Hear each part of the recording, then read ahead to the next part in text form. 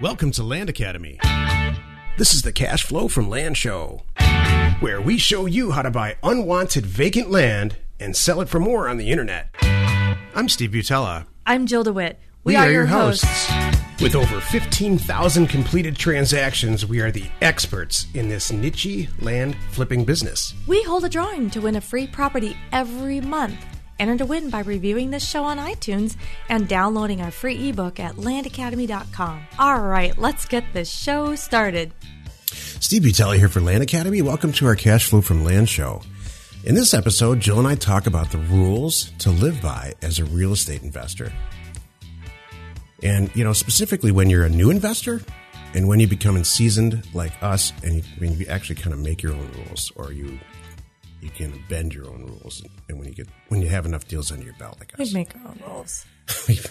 I don't know. I was looking at this before we started, and it's amazing how many of the basic rules are just, you start to live by them. Mm-hmm. We'll get into that in a second. The show kind of has promise, actually. I'll make sure it goes sideways. Let's take a call, Jill. Okay. Alicia from Killington, Vermont called in and asked, can you send out offers on houses like you guys do for land? Does it work? Awesome question. Steven? Yes. Take it away. That's the whole answer. Yeah, I know. That is true. Actually, it's two parts. Yes and yes. Yeah. But just like land, you have to do it properly. You get the right education. Price it properly. Don't send out something silly. Right, Joe. I'll buy your mansion for $10. Yeah, no, come on. Yeah. Although, now here's a basic rule with houses. First of all, you want to send it only to people who have no mortgage, and so you have to have the right data set for that. Mm-hmm. Oh, wait, we do have the right data set. We're a licensed provider of it. It's true. And you want to make sure that you have rational offers with houses. Mm-hmm. You can send irrational offers in land and get away with it a lot of times. But houses, you want to price yourself around $40,000 or about $40,000 less than you think the finished retail value is. So maybe percentage. Like, how about a percentage? I like dollar amounts with houses because. But if it's there's a huge range. Well, think of a master plan community that's got. I only send letters in for houses to master plan communities where all the houses are built up at one time.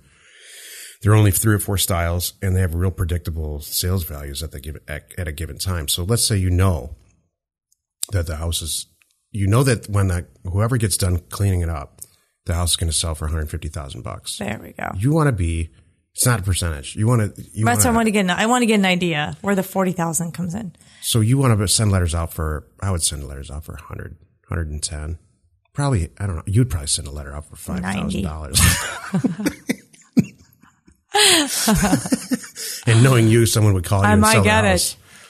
So, yeah, I don't know, $100,000. $100,000. So you're $50,000 shy.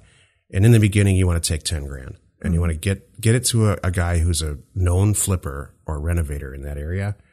And then he'll pay he'll buy it from you for $10,000 more than you bought it, or he'll just take the deal off your hands and hand you $10,000, which is, if you're new, is what you should do. So it doesn't cost any money to get into the business. Mm-hmm.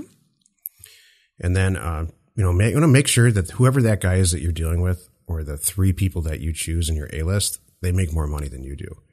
Because it's a lot easier for you to find deals, deal after deal after deal. You want to keep those people happy. Mm-hmm. It's a lot harder for them to renovate.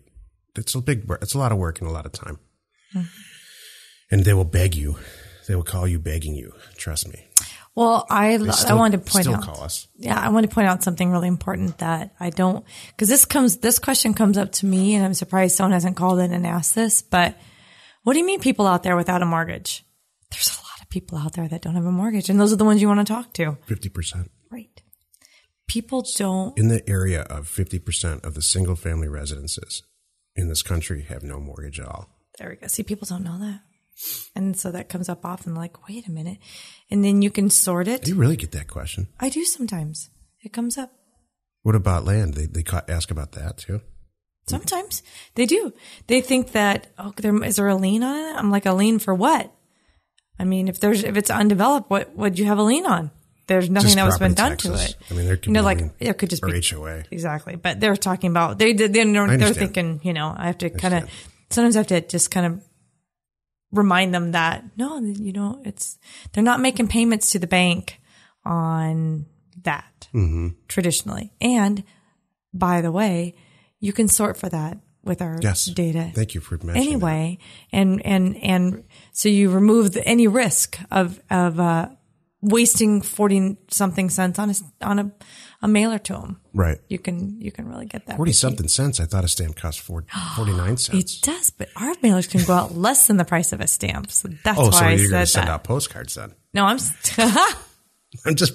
You're I'm being funny. Like people that call us and ask us stuff. It is a white 2-paged letter with an offer. Well, how can you do that if it's less in than a the price window of a stamp? envelope? Oh, yeah, I'm good.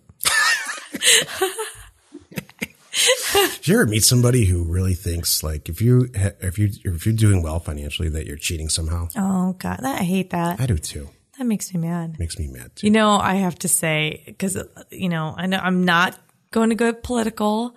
I'm not political, but with all the stuff going on right now, and Donald Trump, and they're looking at his money and everything like that. Come on, everybody. The guy has always had money. Do we really need to get picky about whatever people I think they're digging for, they're not going to find. Yeah, or they're going to find it. And we all know it anyway. But it's not going to be, It's not so much here's what I think. And I don't care about Donald Trump one way or the other. I have no opinion. I really don't care. And I know you don't either, Jill. No. This isn't a plug for him or politicians or it's not. It's just an example. It's not, look, everybody has stuff in their past. Every single person, I don't care who you are. It's how you deal with it when it comes up. If you fall apart and start lying after lying after lying, or if you man up about it immediately and say, you know what? I don't really remember that. I haven't done my tax return since 1882. Mm-hmm. But I'm going to look into this. Thank you for telling me. And if this is actually true what you're saying, then damn it, I'm going to make an announcement about it and I'm going to make it right. I'm going to fix it. That's what people should, because stuff happens. It's true. all how you manage the crazy whatever. Mm-hmm. Well, and you and I know, even with our friends, the bigger your company gets, the less control you have over a lot of that stuff. Mm-hmm. Even though it's a tough one. We've all heard of people, like rock stars and their managers, taking all their money and they had no idea. What is that? What is that? That's crazy. I know. Isn't that sad? That's like your best friend right there too. I'm like, that really breaks my heart. We all know people who are married to other people that just one person handles all the money and the other person has no idea. It's true. That scares me too. Mm-hmm. Exactly. Here's another funny thing since we're talking about political candidates, this whole Hillary Clinton server in my closet, email server in my closet thing. And again, I don't care about Hillary Clinton. I'm not going to vote either way on any of this stuff. It's just using it as an example. Joe, where's my server? Where's your email hosted? Yeah, I don't know. Where's the server, the physical server that hosts that email? I have no idea.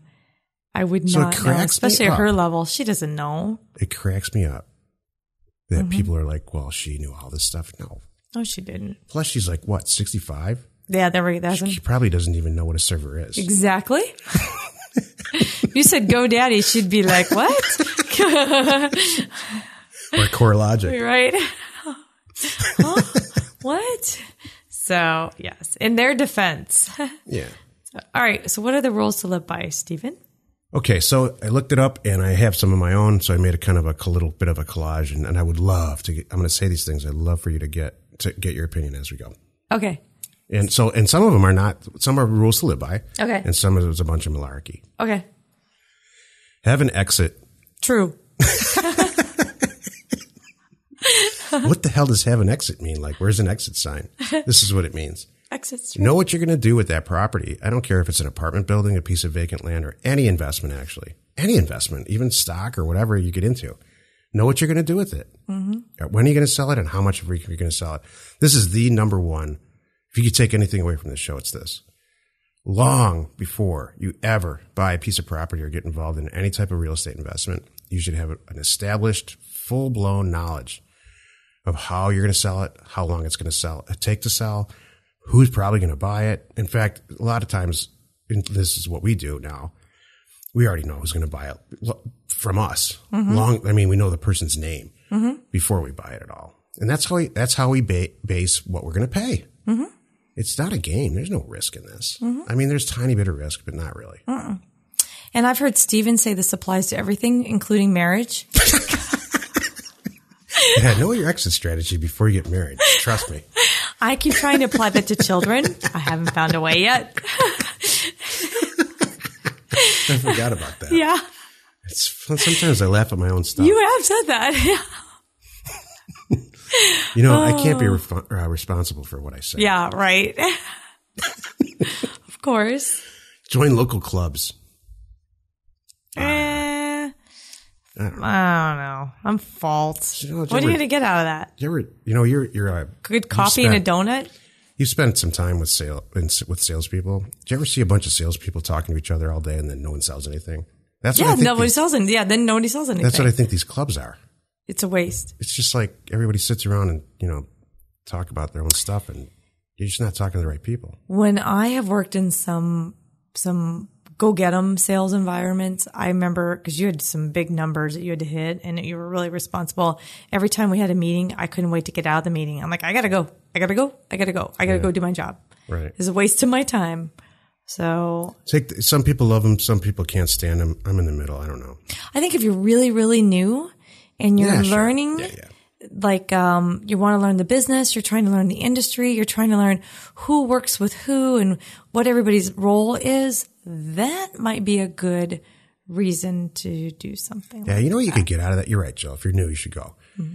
What you can get out of that is if you're brand new and you maybe saved up some money, you will find somebody that'll let you work with them for free, or if you pay them just a little bit of money. Yeah. And it's a great, fast way to learn. As long as like everything, you got to choose the right person. Make sure they're not a crook. Yeah, like just a mentor. Why do you wait? You don't mean I have to pay my mentor. I'm going to work for my mentor for free. Is that what you meant? Yeah, don't pay your mentor. That's what you said, or pay them something. I'm like, why would I pay them? No, I mean the mentor should pay the new person. Thank you. Thank you for clarifying that. That's not what I meant at all. Okay. Please don't pay your mentor. Unless it's us. I'm just kidding. I'm joking. I'm just kidding. It's like paying for a class. No, but seriously though, like cheaper than a college if I really class. wanted to do something, and would I go spend some time with that person and maybe do some stuff on the side, like to be around them and hear and learn some stuff for free? Heck yeah. Yeah, me too. So, mm-hmm. And only after a certain amount of time, then I'd start to say, what I would really say is, okay, I've been here for a while. This next deal you're doing, I want a cut of it. Mm-hmm. I wouldn't even say, I've proven myself now. Yes, Jill. Now it's time. Cut me in 10% or whatever the numbers end up being. Whatever, and I'll find you the next one because now I know how to do it. Thank you. Perfect. Next one. Find a special interest. What that means is choose your niche. Yes. Some people love office buildings. I can't stand office buildings. Yes. Mm-hmm. Yeah. Yes. I love land.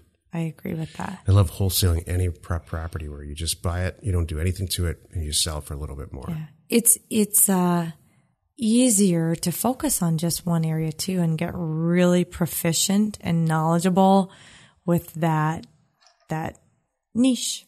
Your special whatever you're going to do, whether it's multi-units, whether it's fourplexes, apartment buildings, or just single family homes. Maybe within a certain mobile price range, parks. You can even be that specific. I'm only dealing with anything. I deal with everything under 300,000. Whatever it is, or maybe neighborhood specific. Mm-hmm. And you are the expert. But I will tell you this about now that we have a lot of members, what I have noticed, and I've talked about this with other people, and this is true for me. You don't know what your specialization is yet. You think you do. You're right now. You're probably listening to this show saying, "I'm going to go flip some houses." My brother-in-law does it. He makes a ridiculous amount of money. You don't know it until you get into it, and it's going to click like it's going to flip a switch. You'll find it. It's like choosing a girl out of a big crowd. You can't choose it. It just kind of chooses you.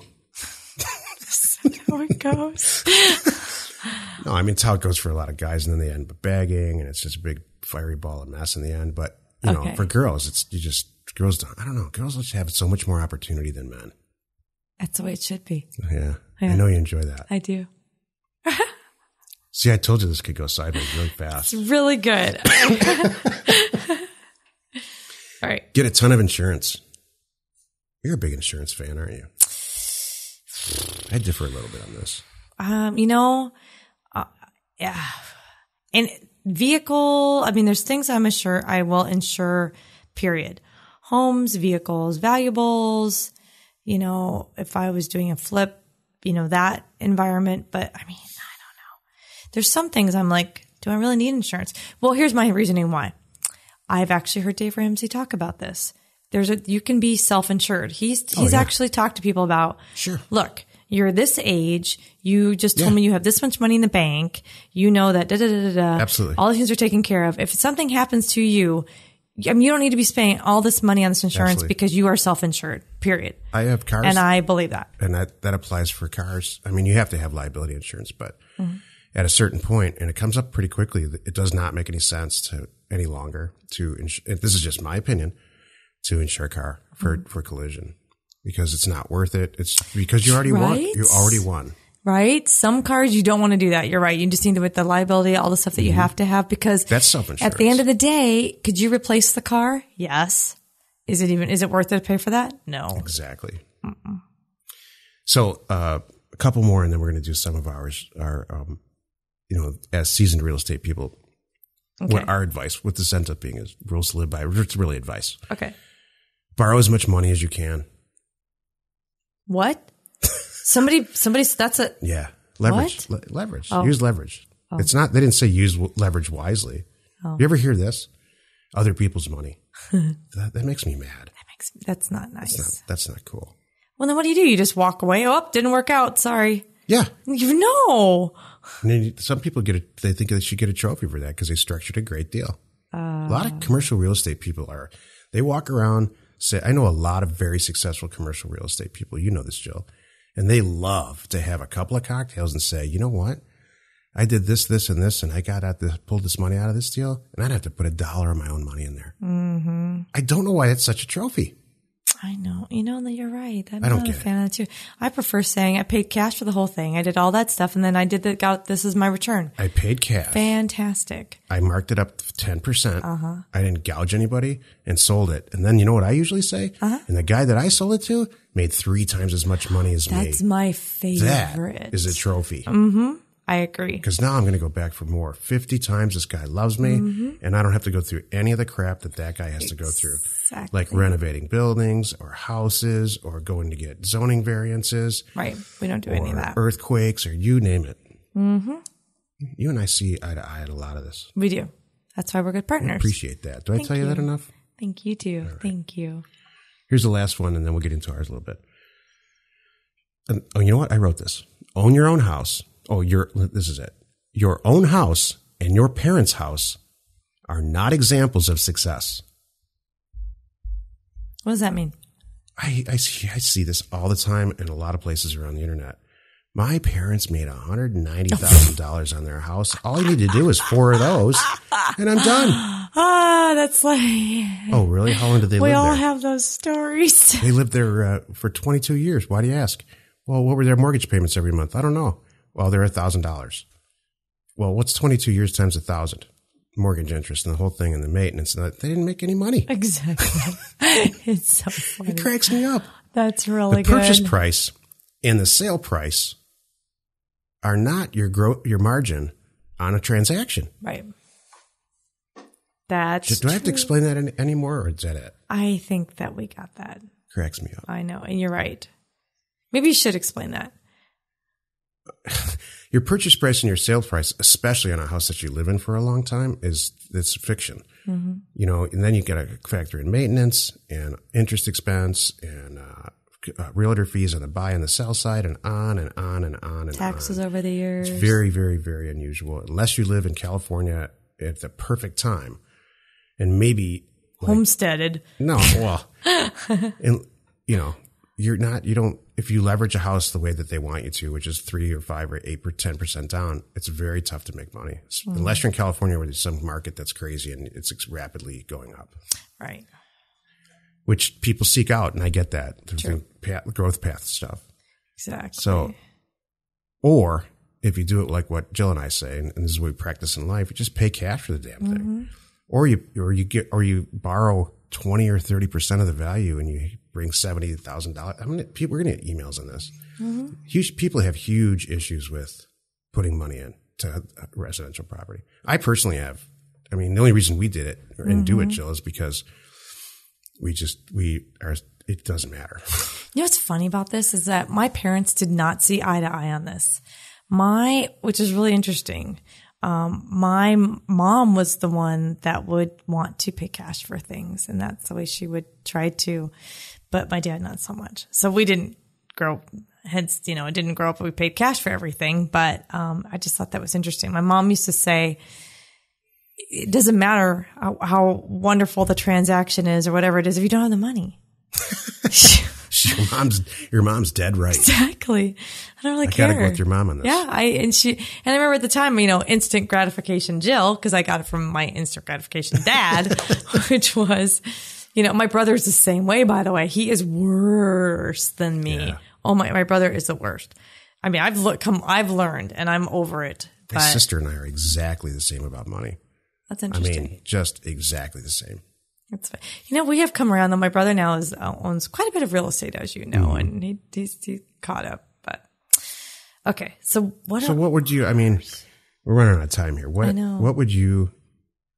What's the first rule? First or second rule, or advice, or what would you suggest for somebody who's new? I guess what we're supposed to be talking about is we're seasoned. So what are the rules that we live by? What are the things that you learned over the last several years that aren't really on lists? That aren't really on lists? Do your homework. Don't thoroughly research your deals, no matter how they're presented to you or who they're presented to you.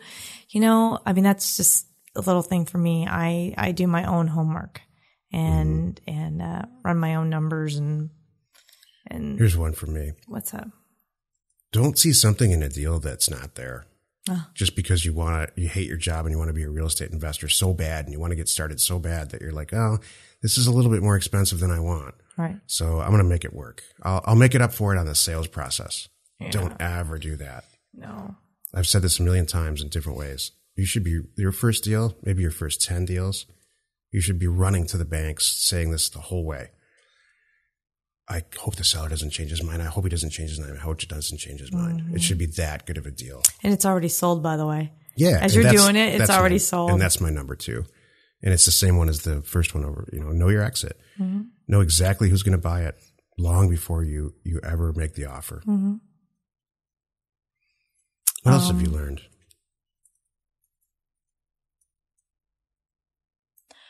There's this thing called dead air, Jill. It says, how about don't grow too fast. Yeah, that's great advice. That's important. Because I watch people doing that in our world, that they're so excited to say, I have an assistant now. And I'm like, you don't do that too fast. Wait until the time is right. So, because you should grow. The big stages of growth in any company, they should be just like the decision that you made to quit your job, where you stayed in your job probably too long, and you're sitting there and you wake up. This is what happened to me. I woke up one day and I said, how much is it going to cost me to go to my job today? All right. If I did this real estate thing over here, instead of going to work this week, I'd probably make $20,000, and I'm going to make about $500, $800 at work or whatever, whatever the numbers are. Yeah. And the same thing with an assistant. How much is it going to cost for me to do this crap that I don't want to do today because I should be out doing deals? I think that's pretty good advice, actually, Jill. I think it's great advice. Love it. Any last parting words? We're way over. Join us in the next episode where Jill and I talk about your all-important real estate investment and life. You got to know where you're going to sell it before you buy it. It's true. That's priceless advice. That's true. have that. That's what, that you should almost, oh shoot, I wish I would have thought of this. It's like working a deal backwards, and I love that. Oh, right. Yeah, sure. You say that all the time. I do. Even in life, everything we're doing, let's work this backwards. We want to end up here. So what do we need to do to get there instead of thinking, where do we want to go? Exactly right. Duh. Do that the whole time. Yeah, I need to work it backwards. So what I would do in our world, and don't want to be fat, so I'm not going to eat this pizza. Right. That's working the deal backwards. Well, yeah, or just say I want to look like that. Working it backwards says I want to have that body. Now, what do I need to do to have that body? I've got to exercise 4 times a week. I got to eat these. I got to knock this off. That's working it backwards. Right. Well, I was going to say in our world, working it backwards might be I'm going to sell to an investor. Okay, first I got to find these investors. Okay, great. Got to get that network going. Okay, now what are they looking for? Okay, what kind of properties? What can I test? What can I send out there? Now I know what they want and what they're willing to buy. Now I'm going to go look for that kind of property. That's a great way. Yeah. I mean, I've heard that described as deconstruction. So you take the whole process and you completely deconstruct it and then solve the ways to accomplish that all the way back from the backwards to the front. That's big, fancy Michigan State words there.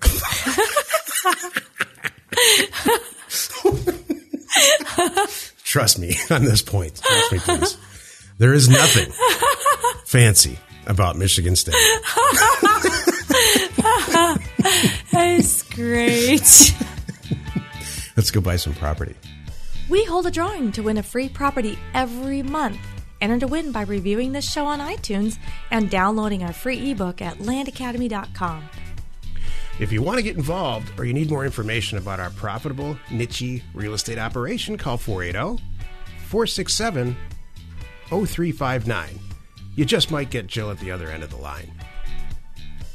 landacademy.com. You are not alone in your real estate ambition.